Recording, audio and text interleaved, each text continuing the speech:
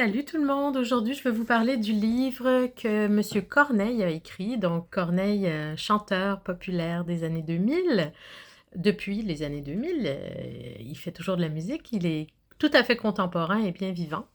Alors, il a écrit cette autobiographie en 2016. Ça a été édité par les éditions XO que j'ai ici, donc ici sous sa forme édité par XO.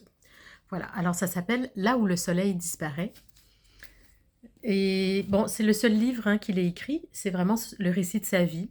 Donc voilà, alors qui est Corneille? De son vrai nom, Cornelius Nyungura.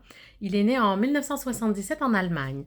Alors il est quand même d'origine rwandaise et après sa petite enfance en Allemagne, ses parents décident de retourner en fait vers le Rwanda, puisqu'ils sont rwandais tous les deux, ses parents.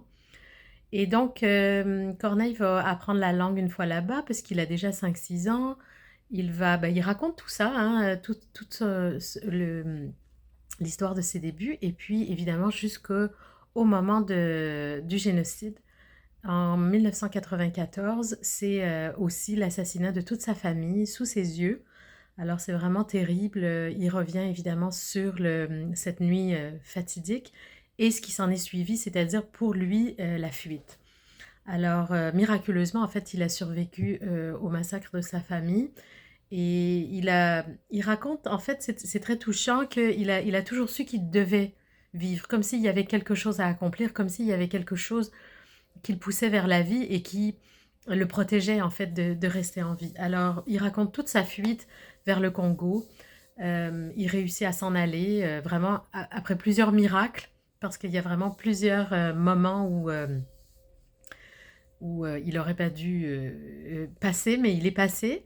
Il est passé les frontières, donc il rejoint des amis de ses parents au Congo et ensuite il s'en va vers l'Allemagne.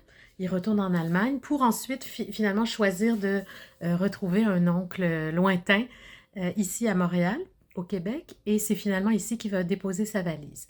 Alors il n'empêche que c'est en France où il va connaître un franc succès au tournant des années 2000, en fait 2002, avec des chansons comme Parce qu'on vient de loin, Seul au monde ou encore Avec classe un peu plus tard. Alors ça, c'est vraiment des tubes qui ont eu beaucoup, beaucoup de succès et ce qui lui permet finalement à ce moment-là de vivre de la musique et d'en faire son métier.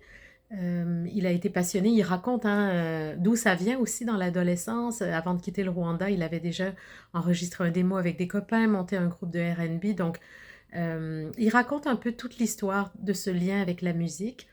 Et puis, qu'est-ce que ça fait de lui aussi, devenir orphelin de toute sa famille et être témoin finalement au fil du temps qui passe des impacts aussi euh, dans sa vie professionnelle. Il a toujours eu un peu l'impression de marcher à côté de ce succès-là sans vraiment en profiter, donc avec des émotions, une espèce de brouillard qui est quand même courant chez les personnes qui vivent des traumas à l'enfance, une difficulté à ressentir autant la joie que la douleur, j'imagine.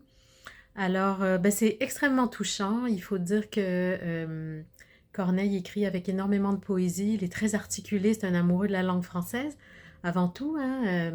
Sa musique aussi. C'est bien sûr beaucoup, beaucoup, beaucoup de poésie. Alors, ce roman-là, c'est pas un roman, c'est un récit, mais il est extrêmement bien écrit, en fait. C'est ça. Je veux dire qu'il y a beaucoup de poésie là-dedans. Alors, c'est un parcours atypique, un parcours migratoire aussi. Je trouve ça intéressant, la réflexion, la philosophie autour des voyages, de l'identité, de l'enracinement versus le déracinement.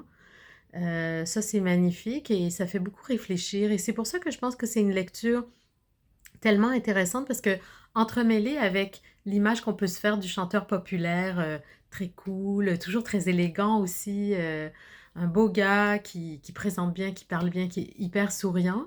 Et en même temps, ce vécu, puis cette vie souterraine finalement d'émotions enfouies qui sont difficiles. Ce qui est très très beau aussi, c'est que à travers l'écriture, de temps en temps, il rejoint son père, il parle à son père défunt comme s'il était au ciel, il lui demande conseil. Puis son père lui répond avec beaucoup de sagesse. Donc, il réussit comme ça à faire vivre aussi les personnes qui ont disparu, mais qui sont toujours là, qui sont vivantes en lui. Et ça, c'est magnifique. Tout au long du récit, il va beaucoup témoigner de l'amour que ses parents ont placé en lui, les encouragements, la fierté qu'ils ont eue pour lui. De la même façon que quand il va rencontrer celle qui est sa femme maintenant, son épouse, il va y avoir énormément de moments où il va être soutenu par elle, elle va valider ben, son besoin d'aller chercher de l'aide, par exemple, ou de s'occuper de certains traumas aussi qui ont eu lieu dans sa vie au-delà de son histoire familiale, donc dans son enfance. Et ce parcours-là je dirais, de thérapie ou le processus par lequel il est passé à travers du temps, eh ben, on le suit dans ce voyage dans le récit.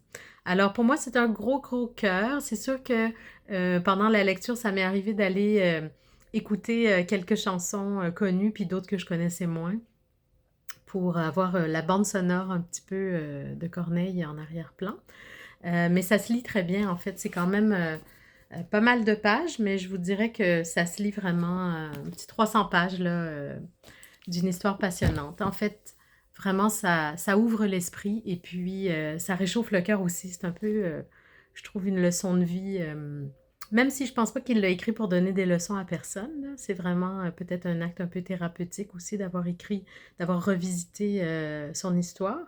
Mais pour celui qui le lit, il y a quelque chose de réconfortant à voir que on peut traverser une vie d'épreuves, perdre aussi avec énormément de pertes, hein, mais en sortir avec des valeurs comme l'amour, la famille, la foi aussi, la confiance. Je veux dire, maintenant, Corneille, c'est un producteur, c'est quelqu'un qui encourage des jeunes talents, euh, c'est ça. Alors, je trouve ça intéressant d'aller là-dedans. Donc, un gros cœur pour moi.